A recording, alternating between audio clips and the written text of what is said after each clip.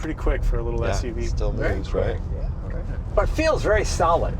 Yeah, I mean, globally the car's like 5% stiffer torsionally, but really what we focused on was endpoint stuff for the suspension and connections, make those super stiff, and that way we could lower the bushing rates and get better isolation, so you get a better ride, but it also feels solid.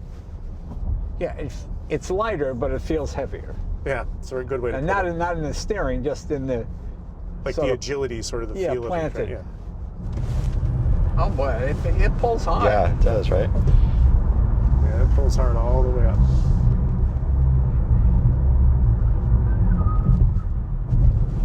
Welcome to that episode of Jay Leno's Garage, the car featuring today an early look at the 2026 Model Y. A lot of upgrades on this. You'll find out what they are. Here's my favorite thing about working with Tesla.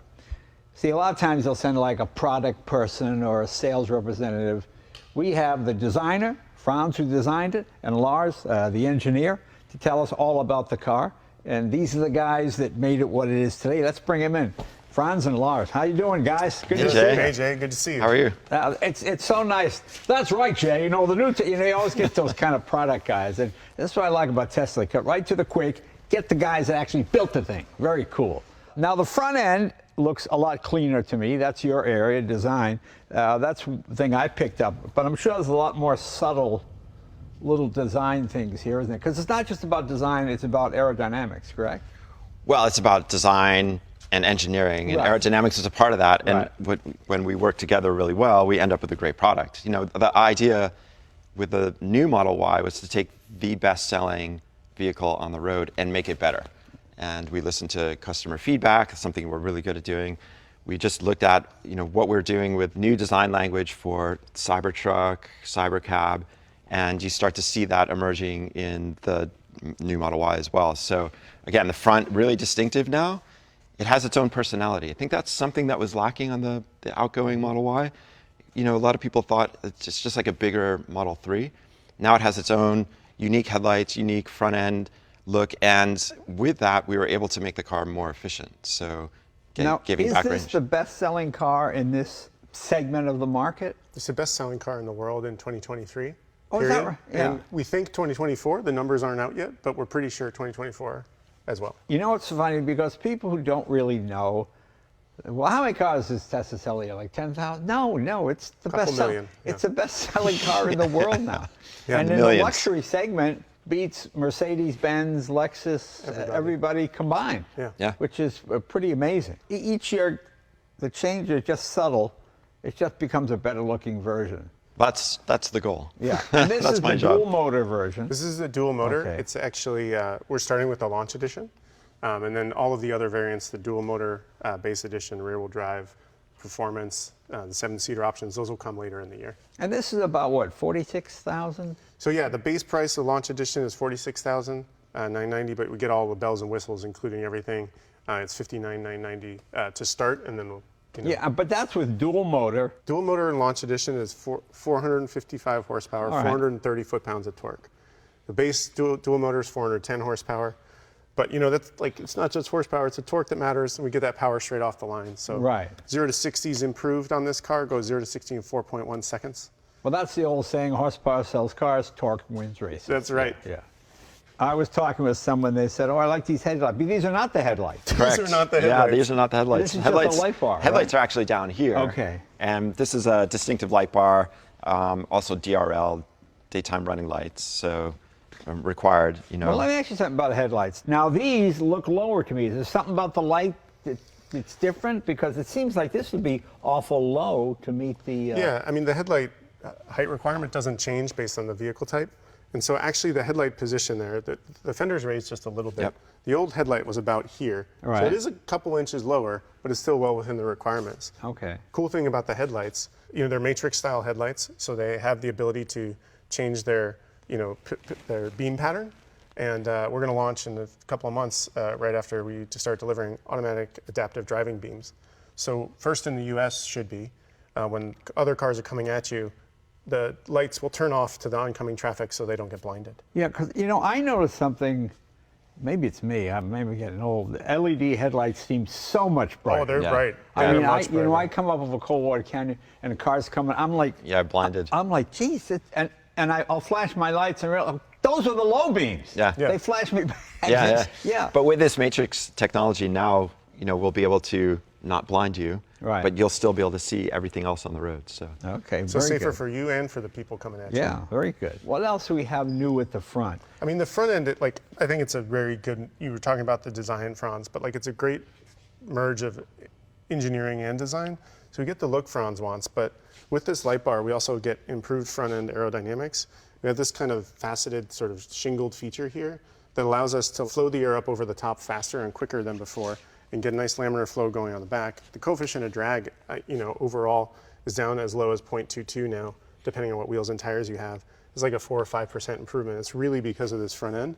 But the other cool thing it did was it made it safer for, you know, pedestrian impacts and also frontal crash. We were able to get a much better pulse, reduce the occupant injury, and give you a better, not that you should hit people, but if you do get But if hit, you did, right. yeah. like you fall softer onto the hood. They have to bounce off and get up laughing. Yeah. Yeah. Okay. And a little Easter egg, we have a front camera now, so pretty exciting for people that want to see what's down right in front of them. You don't hit a curb anymore. And that gives us the ability to do the 360-degree view, which, you know, right now is in all our cars with Tesla sort of vision showing that emulated view, but, you know, now we have the ability we could. Let me ask you something as a designer, because to me, one of my favorite years for design was 1966, because from that point on, all these government rules come in. You could design the Lamborghini Miura. You could design whatever you want. I don't want bumpers or anything. I don't want anything in the front of it. And you know, do you sort of yearn for those days? You could just have pure design, because now the design has to earn its due. It can't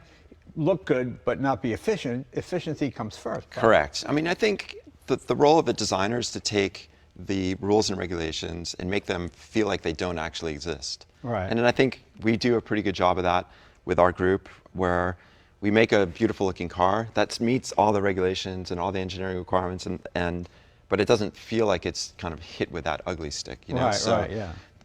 in a way, having some guardrails, I think, is actually good. But yeah, of course, we want to do like Yeah. the really wild, crazy stuff.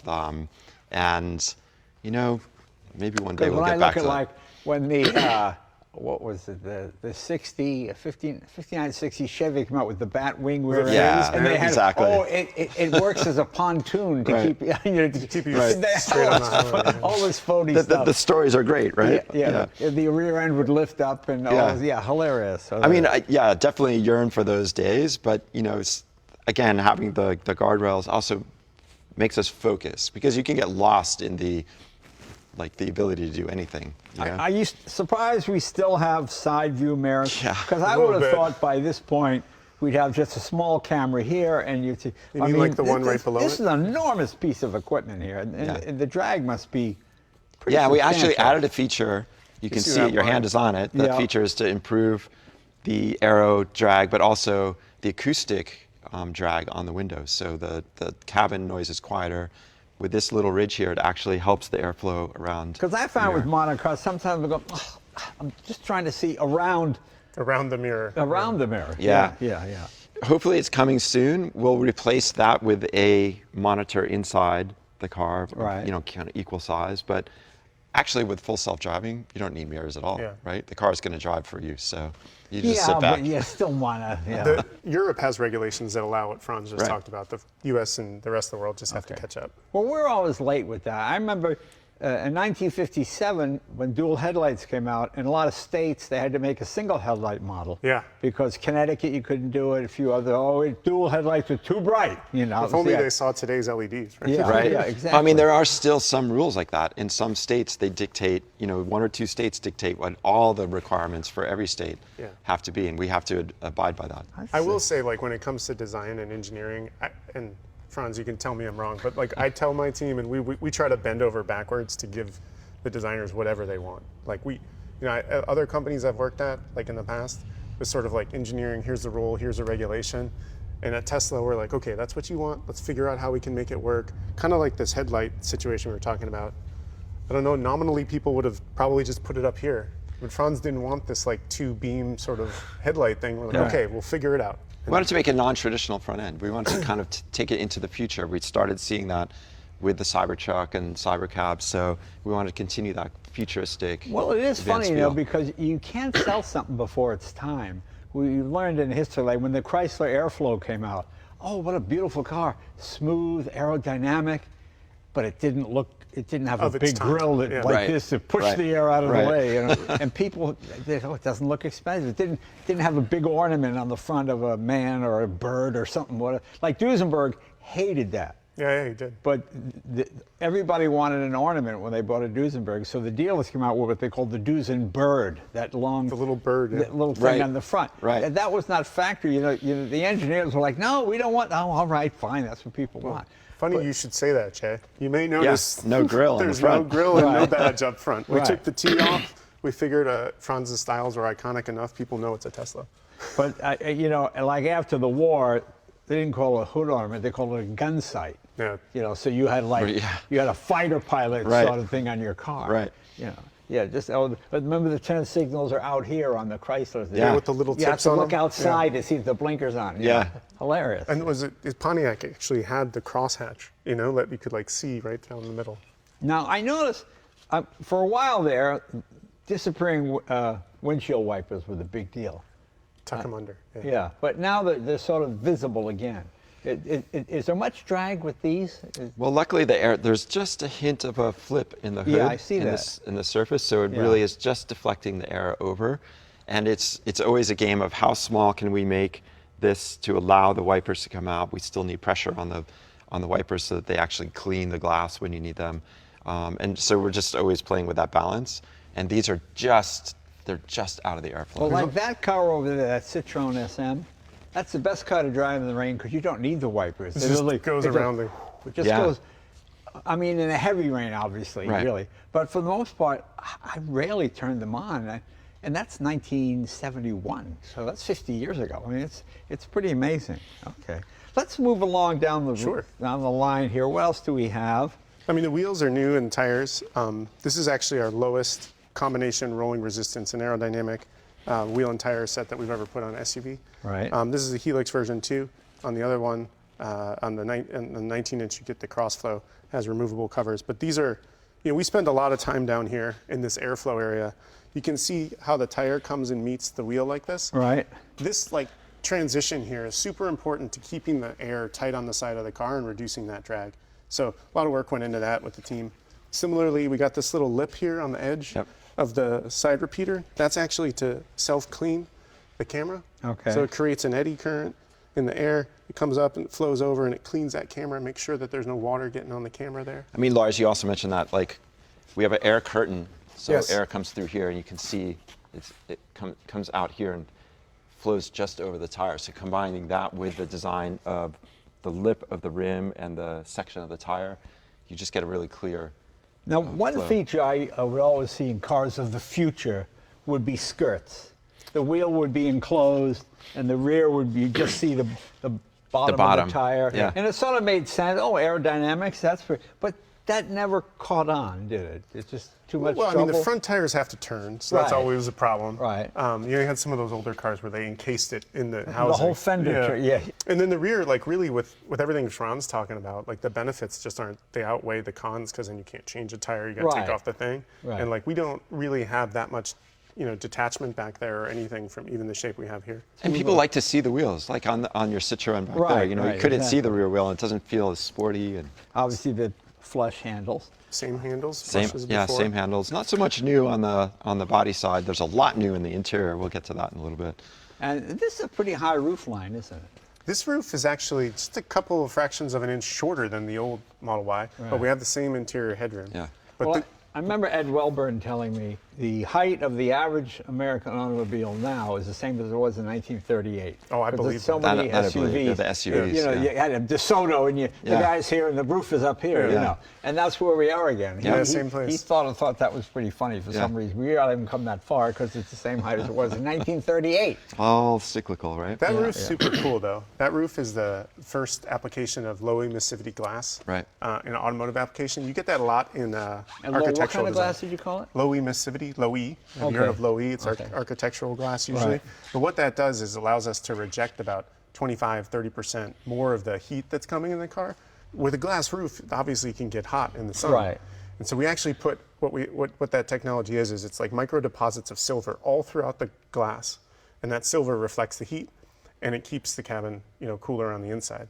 But you wouldn't know that by looking at it. Well, it's interesting because when that Citroen DS came out, that had a fiberglass roof because it was extremely light. I mean, you're sort of raising your center of gravity. How heavy is this piece of glass? Is it heavier than just having an aluminum roof?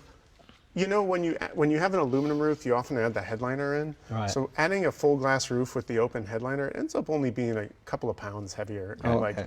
For the benefit that you get in terms of like occupant headspace and the view of the car and the aerodynamics, in the view, it's probably worth it. When you're inside the car, the view out feels airy and spacious. Right. It doesn't feel like you're closed in. Now these wheel covers, I mean, it looks like a simple design, but there's a lot of thought went into the aerodynamics of this turbine with the way it's churning the air, correct? Yeah. Like, for example, is this more efficient than if you just had like a moon hubcap, just smooth? Well, the ideal scenario that Franz knows we go for is like a moon hubcap. Exactly. Right? But actually, what's most important for the aerodynamics as the wheel is spinning is out on the outside.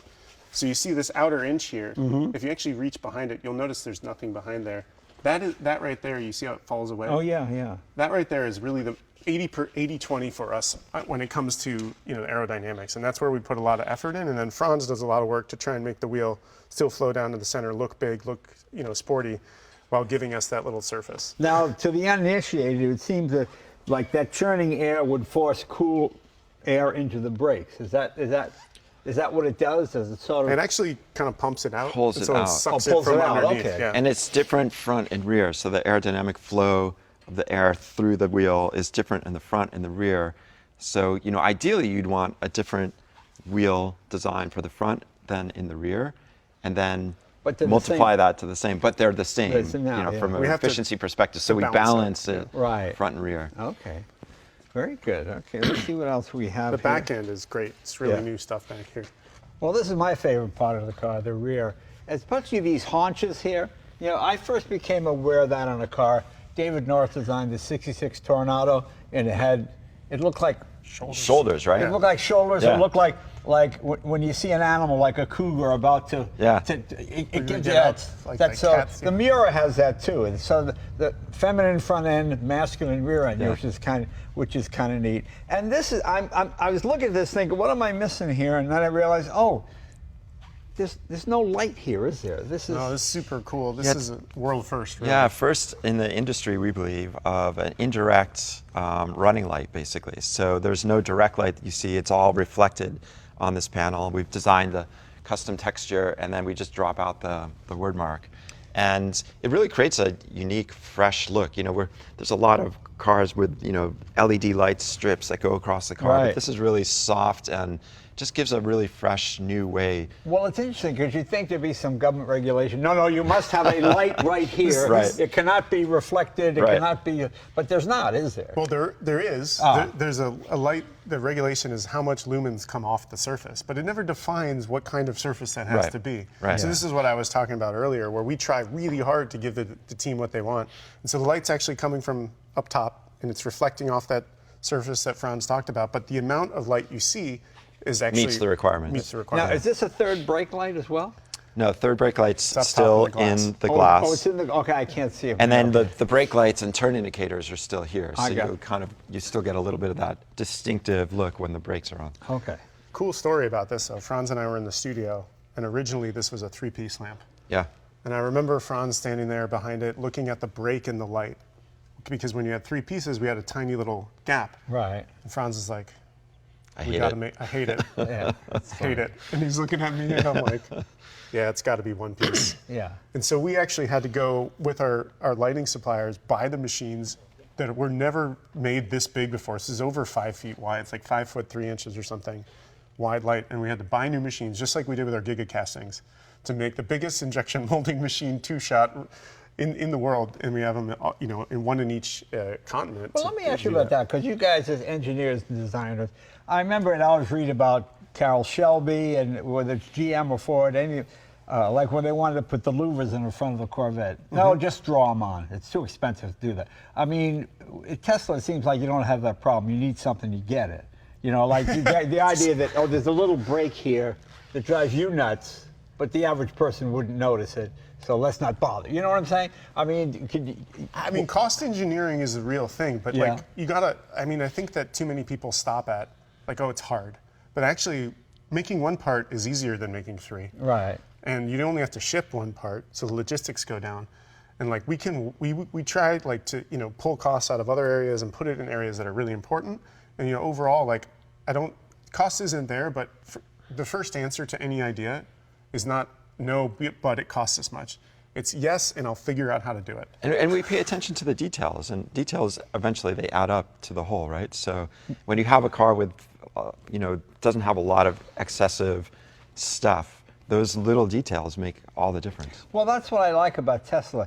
They really understand manufacturing. Like I know the Rivian, great vehicle, but if you kind of get a little prong in that rear quarter panel, oh my God, it's like it's almost a total. It's like $50,000 to repair because it's all one unit or one piece. Well, actually, on that discussion, we looked at what happened with the current or the outgoing Model Y, and we said rear impacts into the liftgate are a problem. Right. So we increased the offset to the bumper and the liftgate, so now you're not going to have, on a rear impact, you're not going to have the liftgate affected by. Oh, you're just going to replace the plastic. Yeah, you just hit that part now. Okay. So, little improvements like that. Again, like what you're saying, we're putting back into this car. The other thing you were talking about is the stance, from the rear of the car. It's the haunches and the stance. But we also changed that by bringing the glass to a square corner. So it really kind of helps define visually the stance of the car. Let me ask, is that glass or is it like a plastic composite glass? No, that glass, all the glass on the car is glass. Right. It's all acoustically laminated glass now to make the cabin quieter. Right. On the backlight as well as a laminated piece of glass. So there's a piece of glass on the outside, a PVB layer, plastic in between. So it's lighter than the equivalent. If this was 1958 and you were doing Jensen. Just soda lime glass. Yeah, just soda lime. Yeah, it would be a 300-pound piece of glass. Yeah. Can we open the trunk here? Let's see. Yeah, so like a lot of times when you open the trunk, you have to stand and touch a button. But what we've done is just made it hands-free. So you just walk up to it and it opens? Yeah. Okay, but suppose you're just walking by. Well, that's why you noticed he stood there for a few seconds. I have my phone in my pocket, and rather than giving you some stupid other feature where you have to wave your foot or do some magic hand thing, we just linked it to the phone using ultra-wideband Bluetooth, and so it has a millimeter level detection of where you're standing. So you have to be right in that spot, and we have a window about this big where you can stand, and you have to be there for a couple seconds, so if you're just walking by, it won't open up. Now here's something that just seems so simple. This. I've had this in mind too. What do you do with this when you have the parcel shelf? The parcel shelf. Yeah. So, we added the parcel shelf in the mid-life cycle Model Y, and because a lot of people wanted to cover up their stuff, for security. Right. But the problem is you go to the store and, you have something you want to get out of the store and you're like, oh man, I got this big thing now. I got this huge box in my trunk. Where do I put it? Well, we decided to take a little advantage of our packaging space and just give you a little cubby there. So you still get a big flat thing, and you can store away your parcel shelf. But see, you should do it like, here, take this, like, you know how they would do it on those bad infomercials? Ordinary parcel shelves go everywhere. It doesn't fit in the back, it won't fit in the front. What do you do with it? That's my favorite thing. Again, you see the one with the hose. Hot water, cold water, who can figure out which like it's such a big deal. Yeah, but it's good stuff, though. It just seems so simple. Yeah, very nice. Back up there. And like these kind of little details like Franz is talking about. Well, if you leave it out, we can, also. Okay, we can talk about it. Sure, yeah. Super flush load floor now, so you don't get your stuff caught and then it falls in. I'll put it back you in. do get a lot of extra storage space down below, which is great. And if you need even more storage space, just at the touch of a button. We have the flip and fold seats that usually you have to do manually, and now we've added that as a power system. So now you can take a nap. Was there ever the thought of adding a spare tire? For example, I find with the roads are so terrible in California, and I got those big wheels on my Plaid. I 3 flat tires in a year, and now I bought a spare Tesla tire. I just carry sometimes because I'm on my way to the airport and I get a flat. I can't change it. I got to, is there any thought about somebody coming up with some kind of possible spare? Yeah, so I mean, we talk about spares all the time. Yeah. I mean, the truth is, like, I think you're the exception to the rule with 3 flat tires a year, but like the number of flats that occur year over year go down because we do a lot of work in the tires to make sure that they can resist those. We do offer like the the fixed flat inflator kit that you can get with the car. Oh, the Canna Ready Whip, you mean? But you plug it into the outlet and it powers it up for you, so it's powered compressor. And then of course we have our mobile road service, which I'm sure have used many times. But the 19-inch tire is usually you're okay. Oh, it's super robust. Yeah. With the other one, it always splits the sidewall, so the inflatable can not helpful. Doesn't do anything. Very good. But we have good roadside assistance too. They come and help you out pretty quickly. We also made it so that if the front seats are in the way of the rear seats, they do a little choreography where they tip down the front seat so the rear seats can get down and then the front seat goes back. Very good. And that's because we do our own in-house controls. We don't have to buy that from a supplier. So. Cool. So we were actually able to increase the volume here from the outgoing car as well. So you get a little bit more space for all your stuff, and you can configure it in a way that you want. If you have people, or you go into IKEA or Home Depot or whatever, you can put all your stuff in. And a lot of these ideas come from feedback from customers. Absolutely, Almost all of them. A lot of times, you're sitting in the design room, you think you know more about the car than your customers, but actually your customers are the ones who know, right? So we always try and listen to what they're saying, what they want, and put it into the car. Yeah, I mean, we're paying attention. For a while, we had a supercharger right in front of our studio. Right. So people would come in while they're supercharging, and I would run into them, and they'd just say, "Hey, I love my car, but can you fix this?" And they, once they get going, they go, and they're like the captive audience. So we take all that to heart, and we want to, make the best product, something that people love, and we'll continue to talk about. So that feedback is super important. So keep telling us, and we'll keep improving. Yeah, very good, very good. All right, let's put this back down. Where is the here? Right here. Push the button. Man, I love that light. Yeah, the light is really good. Yeah. Well, let's get inside the car and show what's new there. Yeah, the interior is all new, so excited to show you that. Let's give it a shot. Cool. Well, the first thing I noticed, the door shuts with a more convincing thud, like a bank vault than it used to. Yeah, something that Lars came up with is that we raise the window a little bit as you're closing the door, so it doesn't rattle inside the door, so it just feels nice and solid.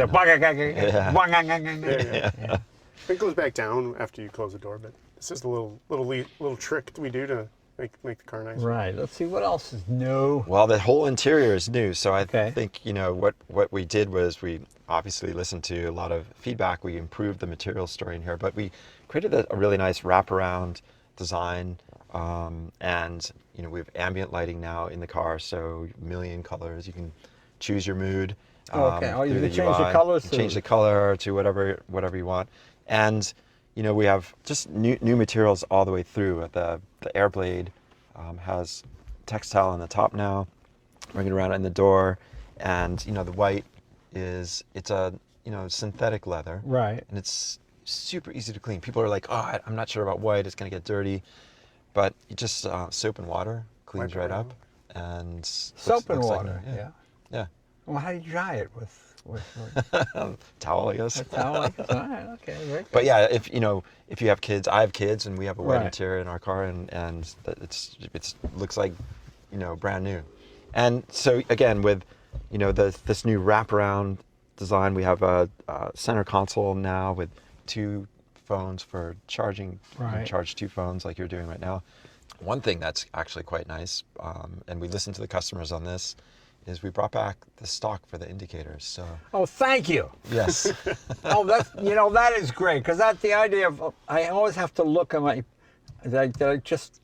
I'll turn on the wipers. I'll flash the high beam. There's some ideas that just work. It's like the stick that holds the hood up. Yep, and the stick goes and it holds the hood up. They come with the dampeners and all this other kind of stuff, but the stick, it's full, it lasts forever, lasts the life of the car. Yeah. Oh, I just noticed that. Oh, that's great.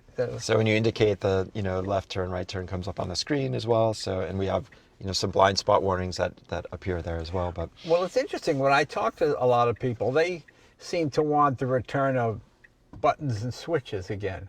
it's we went through the whole "your door is ajar" and Yeah. all the talking car stuff that way, and then you just touch the screen, but now people think you got to clean the screen, and having the old like even the new Rolls that has the actual buttons because their customers prefer Right. the touch But of it doesn't the give you the chance to kind of infinitely configure Right. the use case for the interior. So I think, and in a world where we're going to see more and more autonomous vehicles and full self-driving for Tesla is advancing rapidly and people will be driving less, you need less buttons to interface with, and giving you the ability for us to consistently make the car better through the UI improvements. Hard buttons kind of limit you on that. Right. You're stuck with that, and it can date the car as well. Yeah. But with the stock, we always say at Tesla, if you aren't deleting so much that you have to put something back, you haven't deleted enough. Right. And maybe we deleted Well, it. I do like it. Just makes it easy. My Ford GT has it too. I have to look to make sure I'm hitting. Yeah, now you just don't go have like to this. It just seems so much simpler. Right? Yep. Well, very good. Yes, That's I very knew good. you'd be happy about that. That's the retro thing. Very good. Very good. Another thing that's actually quite cool is we've added more speakers into the interior, so that much more immersive sound. And some of them are actually hidden in the E-pillar. The speakers behind the material. So we developed a material that the sound can flow through. You don't have to have a big speaker mesh up here that's kind of like in your eyeballs. We also added microphones, and so that when you're on your phone calls, they're about 2/3 more clear. Oh, okay. Because we added microphones up in the headliner there and in the corner so that it triangulates your voice better. And we know it's coming from the driver, so we can get that sound and isolate out the other sounds. Plus, there was a time in the 90s and the 2000s where you had an impressive looking the speaker's right here. Right. Yeah. And it has Right. Bong & Olufsen or whatever. It's all written in there. And it's it's very classy. Yeah. Well, I like the idea that it's hidden. Much better. it's an unknown feature about Tesla. We actually do our own digital sound processing. We have a Right. great sound audio team. Our sound system has its own integrated amplifier. It's got 16 speakers plus one subwoofer. The immersivity of it is really amazing. Like if you're an audiophile, there's only one car to buy. Yeah. Right. And it's us. Yeah. And I think people just underappreciate that a lot. So you don't have to go on to Ed and Al's Auto Sound and have the.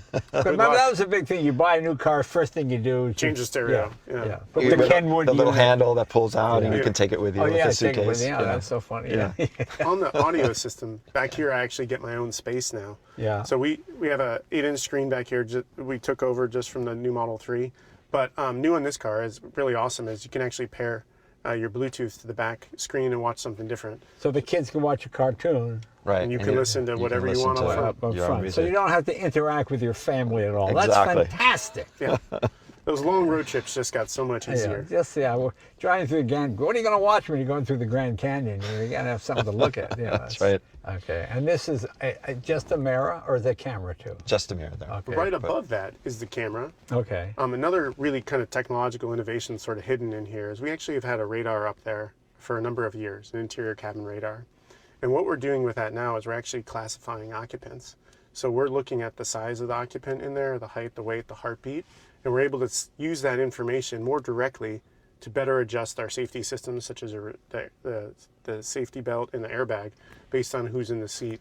And in the future, in a few months, we're still working on this. We'll add it to the rear seat. So if you leave your dog or your kid in the rear seat, you'll get a notification like, hey. There's someone alive still in the car. Right. But don't worry, we have dog mode, so As long as you leave the that. dogs won't suffocate. Yeah, the dog mode that's kind of cool. Yeah, isn't it's it? great. It's a feature that everybody loves and allows you to keep your pets in the car safely. Right. It doesn't keep idiots from smashing the window. 'cause Yeah. they think Well, we they're- put a big label on the screen, Yeah. so What does it say? My person will be back soon. yes. Oh, that's fine. Yeah. Oh, very good. All right, are we ready to go for a ride? Yeah, let's go Sure. for a ride. Let's do it. Yeah.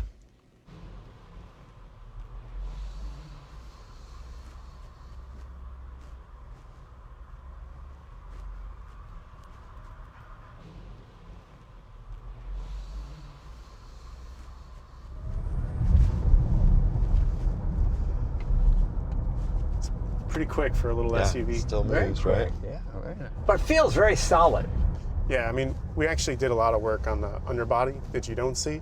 Yeah. Globally, the car's like 5% stiffer torsionally, but really what we focused on was endpoint stuff for the suspension and connections, make those super stiff, and that way we could lower the bushing rates and get better isolation so you get a better ride, but it also feels solid.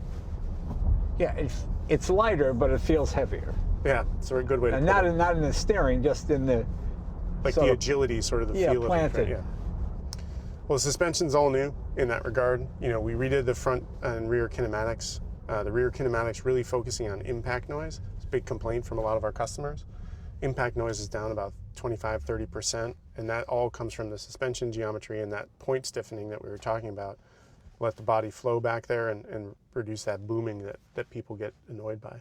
So you can have better conversation front and rear. What's the highest mileage Tesla you found that a customer has had? Is there anybody? So there's this guy in the UK. Yeah. He's got over 200,000 miles, almost that's not almost much. 300,000 kilometers. Oh, I thought it was going to be. And there's a guy that million goes miles, to yeah. and from Vegas. I think he's up to 500,000. Oh, okay. It's kind of crazy. Actually, there's a study in the UK that just came out that said our batteries and powertrain costs, you know, over lifetime to get to 200,000 miles or whatever, is significantly better than any other car on the road, whether it's a battery EV or Right, an ICE, right. you know, which is true. You don't have to replace anything, you know. I haven't heard of anybody dying. The battery's just dead. No, I mean, it's really, you can't really brick a battery anymore, you know, like that was a problem early days of the original Roadster, but now we get on, you know, on life support, and even if the, you know, if you leave the car sit for a while, you can still revive them. I mean, I had my 12 for 9 years, and it was maybe 2%, 3% less. Yeah. Even my P1 McLaren, I've been driving that for 10 years, and that's got that battery. It's at 91% because I keep it charged in. Right, And, yeah. I use, you know. If you maintain the battery, like you're saying, you Yeah, leave it plugged people in or just. whatever, I mean, I know a guy with a 918 Porsche. His third battery on it because he doesn't. Doesn't take care of it. And then you go to Europe for 6 months, you come back, oh, forgot to plug it in. Yeah. One of the things I always notice about this car when we're sitting here at a light is with all that acoustic glass and the other noise improvements we made, it's like really quiet right now. It's really quiet. Like yeah. you can't hear the cars on the outside or the train going by. It makes you feel like you're in your own space, which is kind of relaxing when you're on the highway in autopilot. Yeah, no, it's great. And then when you do use the sound system, it just has, you know, Yeah. you're not competing for all the outside noise. And how many speakers? 16 speakers. Wow. So it's quite a bit. And then And the that's one standard? subwoofer. Yeah, in the Launch Edition all-wheel drive, you get the 16 speaker standard. You know, in our lesser models, we have 12 and 14, depending on which one you get. But there's really no audio option. We never make a bad audio system. Yeah. But it doesn't feel like you're looking at a boombox with Right, speakers right. all over the place. Right, yeah. That used to be the selling point. Don't it? Yeah. It's like when the turbo on the side of the car, Right. when the arrow is pointing under the hood. And, oh my gosh. You know, it got bad when they started calling cars turbo that didn't have turbos. Right, Exactly. yeah. Well, Porsche, which so surprised me that the electric, what is it, the Taycan, was that? Taycan. Taycan. Taycan It's Turbo the S. turbo, because I Yeah. hear kids go, I want to get one with the turbo. But there's no turbo. Yeah, it's electric. There's no turbo. That's the puzzling name. It seems so decision. un-Porsche-like. Yeah, exactly, right? You know, the Germans have that, you know. It's There's like, such a pragmatic approach. It's like the and Germans, the Three sensibility. Stooges. If Yeah. a man has no hair, why would he be called curly? It does not make sense. Yeah. It's so funny. This rear view mirror looks like a camera to me. Well, you can still pull it up on the screen if you want all the cameras. Or you can put the front camera up on the screen. I love using this. You know, other cars, other electrics that have a screen, you only get the rear view camera when backing up. But there's no law, right? You can have it. You can have it on all the time. I mean, it seems like a wonderful safety feature just to keep an eye on. And now we put the, you know, the left and right repeater cameras so you can see, you know, your blind spots too. Yeah, yeah, that's great. Oh, the stock. Yeah. How is the stock? The stock is great. It's one of those things that's just so intuitive that, you know, you just, okay, down is that way. It's like an instinctual thing to just press, right? Yeah. New seats. So we have heated and cooled seats now. Right. So in the front, you can cool down or heat up, which is Is great. that just the front? Or Yeah, all just four? the front. Yeah. The rear has heated in the seats. rear. Yeah, we have heated seats in the rear, but ventilated is only in the front. And it works with HVAC system. So it's all auto. In Tesla HVAC, we sort of believe, you know, all input is error. And so we try and make it work with the system, but of course you can override it and, you know, do whatever you want. Yeah, lots of storage here, storage up here. You can hide it all away, close it all up. You don't have to see the cup holders or anything. So if you don't have an iPhone, you don't have a sound system, correct? Oh, no. There's sound systems in the car. Oh, yeah. there's a sound system comes with the Yeah. car. Oh, okay, good. Yeah. And we have lots of choices for sound between Spotify, Apple Music is now new, TuneIn, Did they Amazon still have Music. on my Tesla the you just say a song and it plays it? Yes, Still do the does same. that. Yep. Okay. Yeah, that's everything for sure. Did they make a 3-motor version of this as well? We do not make 3, just 1 or 2. 3 is reserved for Plaid and the Beast. And the Roadster. And a Roadster. And the eventually. Roadster. Right. You know, the speed you get out of this car, I don't know if you really need 3. It's quite quick. It's almost 500 horsepower. I mean, Yeah, I know, And the it's torque crazy. is nearly the same. That's like that. You know, that used to be supercar territory. Right. So what you got there, Jay, is in all our Teslas, we always have all of our automated safety features included. Right. So if you get too close to lane on the left or the right, it's actually going to help you steer back to the center. Gotcha. So that's corrective steering that's applied. And I notice you're on the brake pedal here at the light, gives me opportunity to remember. One of the things we did with this car that's super unique is we actually have a pedal that has a separate hydraulic channel to the brake system, Right. so that when we're driving, all of the regen and all of the braking can be put into the motor and in the battery as much as possible. And we can actually do blending on both the accelerator pedal and the brake pedal, so we get as much energy back as we can, and that way you get the most efficient vehicle possible. But another cool feature for that is the brake pedal doesn't move when you're in autopilot. So a lot of people had complained about how it was farther away when they went to, take over. But it's Right. always going to be in the same place now. It's always going to feel the same. Gotcha. And we got a more efficient vehicle out of it. Right. Yeah, suspension impacts are nice and quiet now, right? They're super quiet. Impact noise, is down quite a bit in this car, but even on this relatively bumpy road, you can feel it. And I think in the second row, you feel it the most. There's a lot of improvement back here. The noise from behind the lift gate is Anything gone. revolutionary happening in battery technology, and the 5-minute charge or the 10-minute charge? Everyone's always hoping for the next big leap in battery and cell Yeah, technology.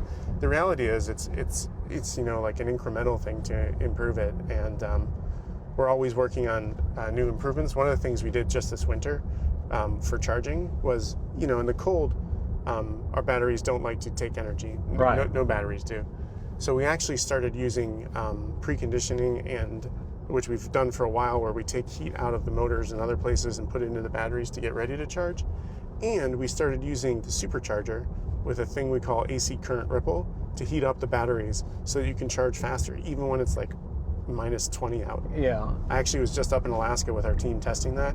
And what used to take an hour to precondition to start charging in a supercharger now only takes 15 or 20 minutes, even in Alaska at minus 20 degrees. It's pretty crazy. Well, that's interesting. And that actually goes into all the cars. At Tesla, we're always beaming new software out, and that went out this winter to a number of customers because, as Franz said, we listen. It's a big complaint, so we came up with a unique, novel way to charge faster. I had a funny joke about Alaska. I did a gig up there in February. The sun came up at 11:30, went down at 1:30 afternoon. It was 40 degrees below zero. But when I went into the thrifty drugstore, the ice cream was still soft. I don't understand. I don't understand how that's possible. It's such a stupid. Well, we test up there, in the winter because it is dark all the time and cold, like you said. But minus 40 is a special temperature where Fahrenheit and Celsius are the same, and I feel like that's when you shouldn't be outside.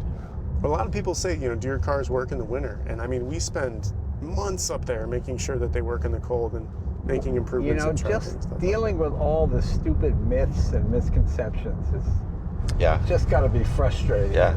Well, I think that's why we're super thankful to be talking to you today. Yeah. Because we can, debunk a lot of that. Yeah, give a shout out to those guys that spend. I mean, this thing is so fast. It's hilarious. When people get that little smile you got, Jay, Yeah. I call it the Tesla chuckle. Well, it's so funny. I've been driving cars lately that have, to me, ridiculous sounds that make the electric cars. To me, I find the absence of noise as exciting as noise. Sure. It's just when it's in the middle and it doesn't make any sense that I find it annoying. I was talking to a director about that the other day. He wanted to do a car chase. And I said, why don't you do an electric car chase? But make the cars a sword noise, like, you know, Yeah. The two of them come up to a light, and then they're chase, and it's a completely silent chase, but you just hear that the whisher, Right, the the whisher, wind, like yeah. like a knife cutting Yeah. through the air, you know. And he kind of thought that was intriguing, but it's just a new kind of car chase, Right. instead of big wah, wah, you know. Yeah. It's like when I was watching the classic Hawaii 5.0. He's driving that giant Mercury Marquis, Right. and he's in the sand on the beach. The car's, you know, Swirling Squealing back. tires in the it's sand. Squealing, yeah, hilarious. You know, it's just so funny because there's certain things people just expect to happen. Yeah, nobody questions that noise, right? Yeah. When they're watching. Well, my favorite one, I always feel sorry for Audi. I'm watching the Bourne Identity, and they have whatever the brand new Audi was that year, for Right. 2012. It's got the steel door locks, and boom, he runs in parking, it gets in, touch two wires, the blue wire and the red wire, the car starts. Right. I imagine engineers, God, they would pull their hair out. It's a little more difficult nowadays to jumpstart. Well, now with the latest software, you can use your Apple Watch as your key as well. Oh, that's So- interesting. Boy, it really does feel more planted. It just feels hunkered down. You know, that's something we've been working on for a while, is just making these cars more holistic. You know, it's got the same frequency selective damping that we had in the new Model 3. We adopted that in here, and that really allows us to separate primary and secondary ride, make it more planted, but also more comfortable. I don't hear about it very often, but I assume they're still just building charging stations left and right, correct?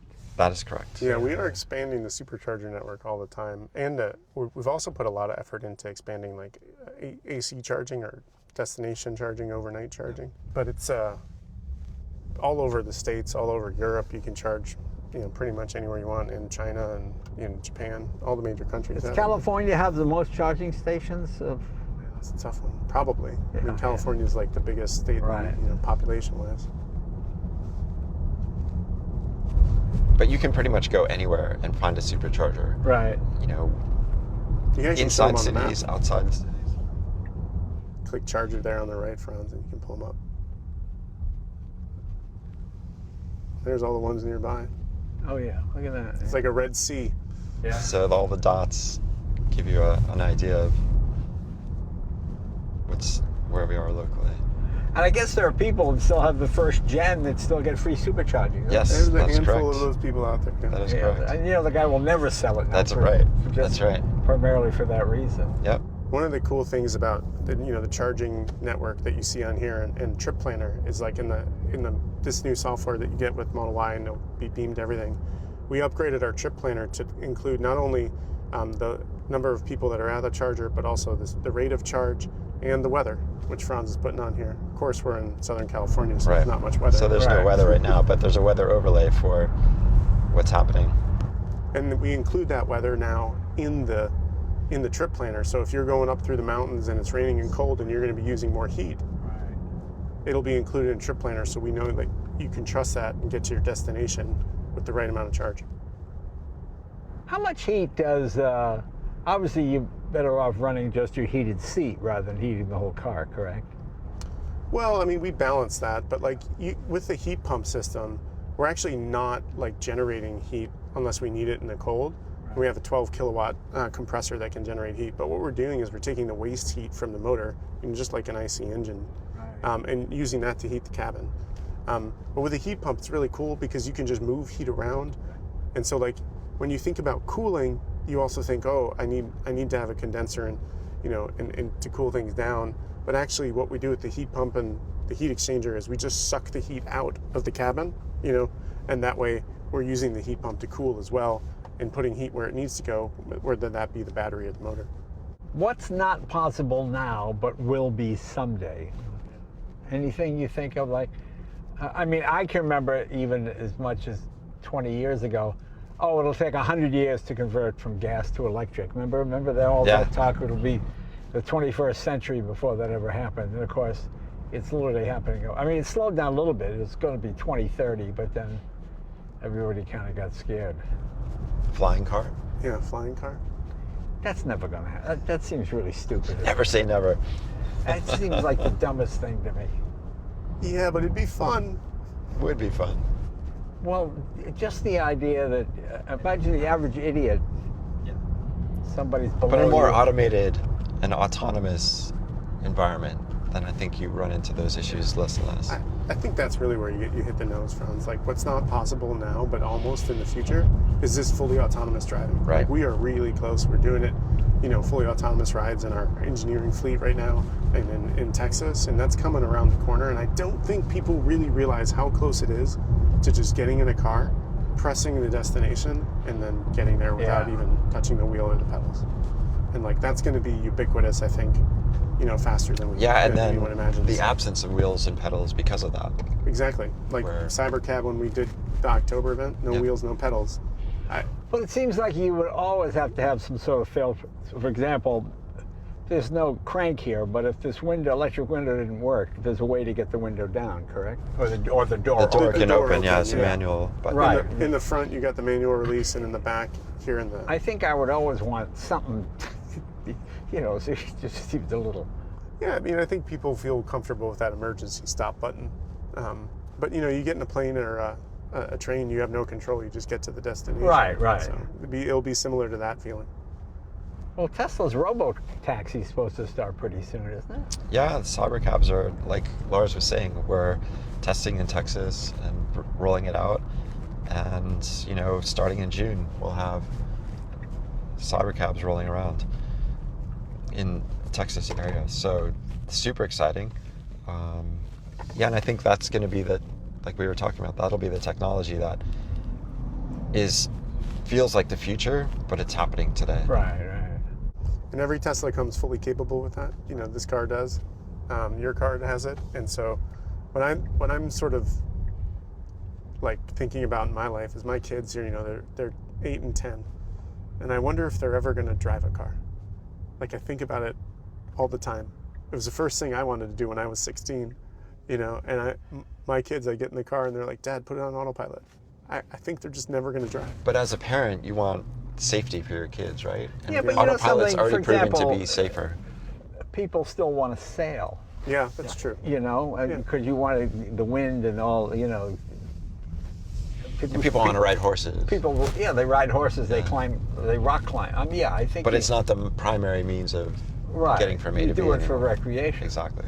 But there are more horses now in America than there have been at any other time in history, right now. It's crazy to think about, right? And you think the and they're all- 1880s Yeah, Wild they're all West, for recreational purposes. We should do a Jay Leno's garage on a horse. Yeah, I know, that'd be funny.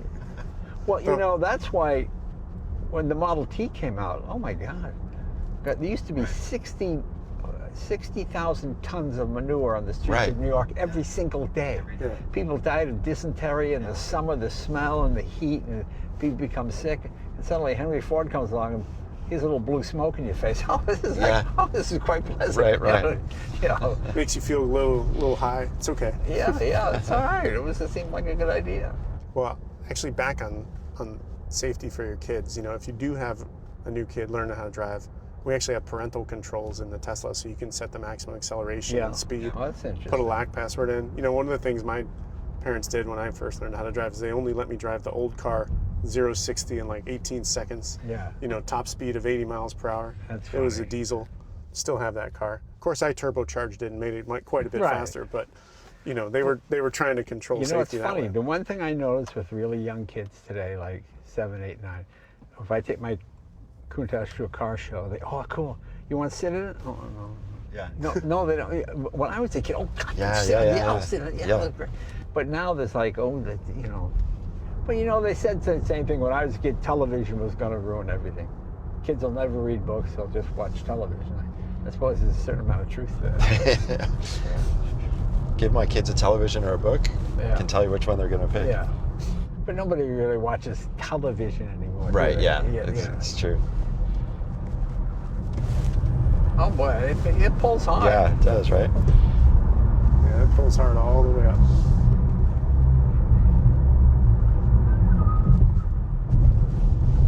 Well, I hope you all learned something about the new Model Y. And Franz and Lars, of course, the designer and the engineer. That's what's great. They can tell you all the little changes. Because at first you look at it and go, it looks different, but you can't figure out what's different. And then once you point them out, they become pretty obvious. But I learned a little today. I hope you did too. Guys, thanks a lot. I really appreciate you taking the time to come by and show us what's new at Tesla. And I'm still waiting for that Roadster. Me too. So. Yeah, we'll see what happens. Let's get back to the studio, Franz. Let's get back to working the on it. studio. That's Yes. right. Hey, thanks, you guys. We'll see you again next week. Thanks for checking it out.